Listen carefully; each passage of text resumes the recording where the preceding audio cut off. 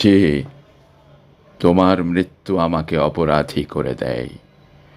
আমার ঠোঁট শুকনো হয়ে আসে, বুকের ভেতরটা ফাঁকা, আর তাই অবিশ্রান্ত বৃষ্টিপতনের শব্দ, শৈশব থেকে বিষণ্ণ দীর্ঘশ্বাস। যে তোমার মৃত্যু আমাকে অপরাধী করে দেয়। বলিভিয়ার জঙ্গলে নীল প্যান্টালুন পরা তোমার ছিন্ন ভিন্ন শরীর, তোমার খোলা বুকের মধ্যখান দিয়ে নেমে গেছে শুকনো রক্তের রেখা।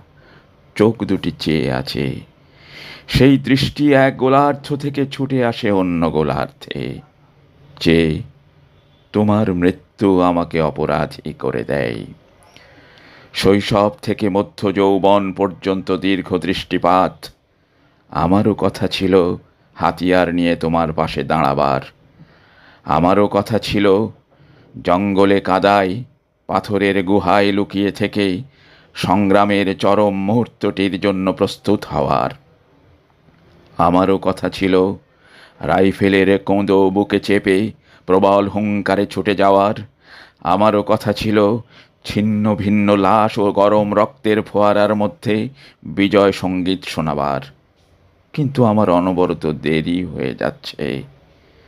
এতকাল আমি একা, আমি অপমান সয়ে মুখ নিচু করেছি, কিন্তু আমি হেরে যাইনি, আমি মেনে নিইনি।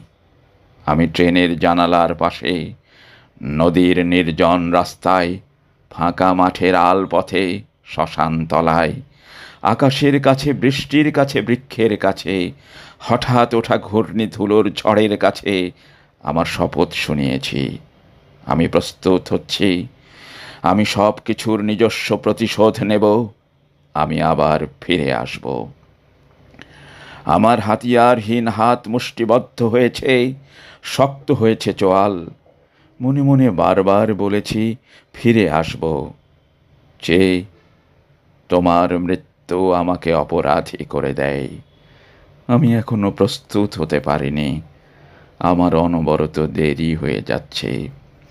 আমি এখনো সুড়ঙ্গের মধ্যে আধো আলো ছায়ার দিকে রয়ে গেছি, আমার দেরি হয়ে যাচ্ছে। যে তোমার মৃত্যু আমাকে অপরাধী করে দেয়।